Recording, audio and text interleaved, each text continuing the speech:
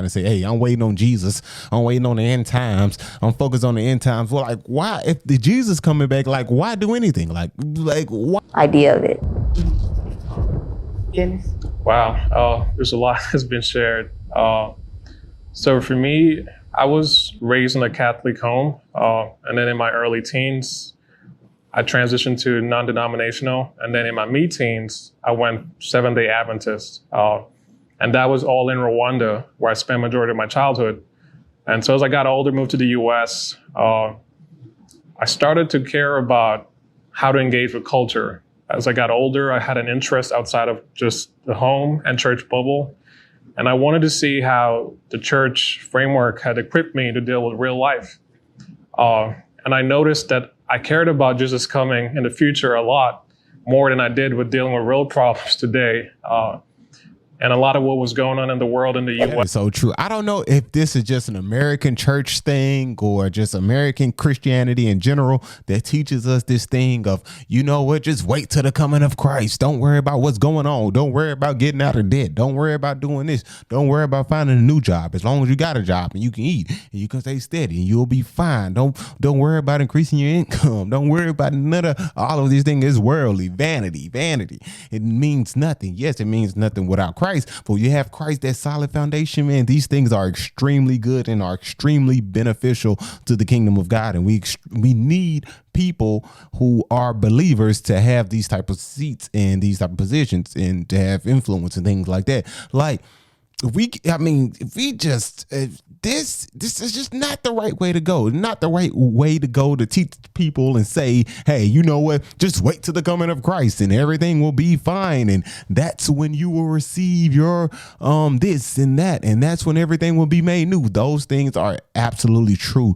But Jesus does care about us on this side of eternity. He cares about what we do on this side of eternity. He cares how we take care of our finances on this side of eternity. He cares how we're, engaging with different people and things like that.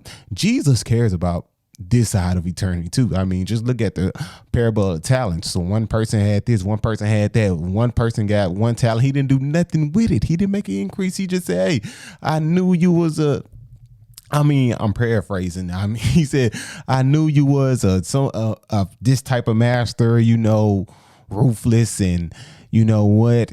And so I didn't want to put your money on deposit. I just wanted to keep it safe because I know you'll be back. So I just played it safe. And Jesus is not calling us just to play it safe and just sit on the sidelines and just wait for him to come back when everything is fine and dandy. He's asking us to actually engage in this world, be effective in this world, and take these things of this world seriously. Okay, don't just push them to the wayside and say, hey, I'm waiting on Jesus, I'm waiting on the end times, I'm focused on the end times. Well, like, why, if the Jesus coming back, like, why do anything? Like why worry about that? Jesus is coming back one day, you know that.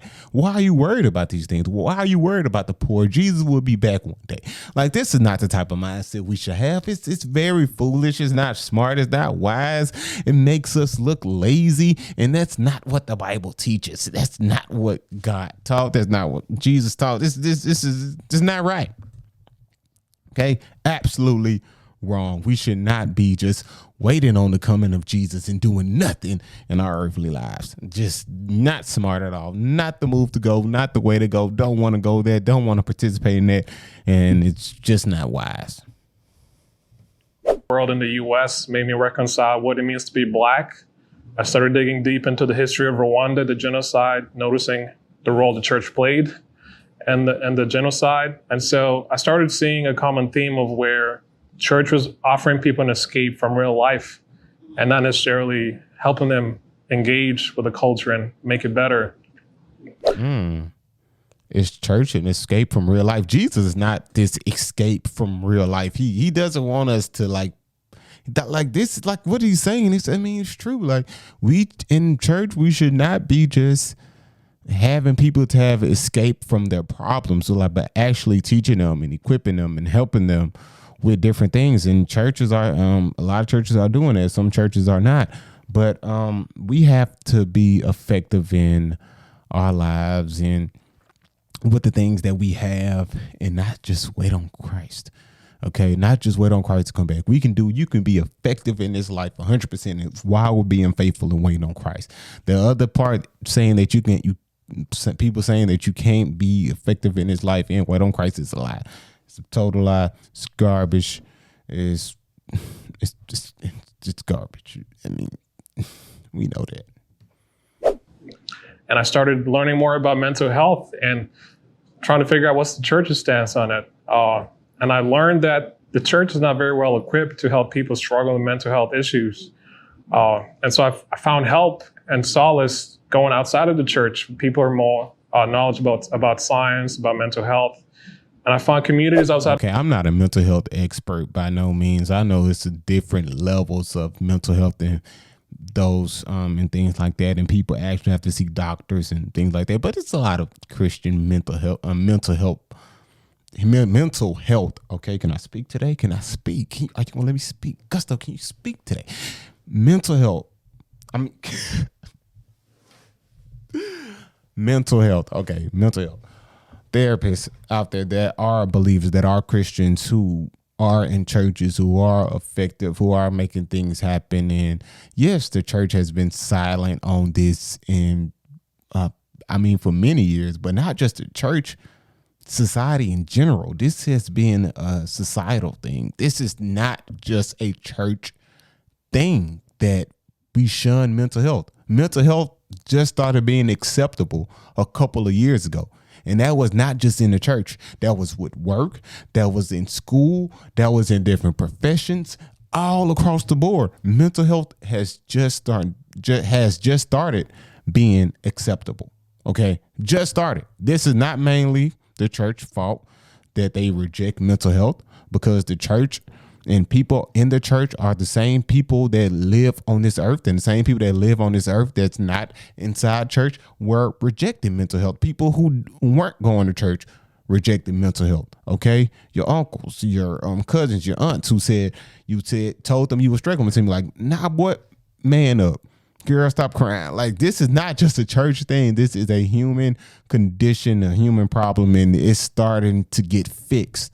Okay, we are actually starting to look into the mental health issues and really having concern about that, and people are really starting to speak out. So this is not just a church thing. This is definitely a human problem. Communities outside of the church were more welcoming than the church. So overall, the events that led me away from the church is I think I would summarize it as the church that I've been to is more about Jesus coming in the future. Just figure out how to deal with life right now until he comes, as opposed to like, I need to know how to deal with life right now. And then when Jesus comes, good.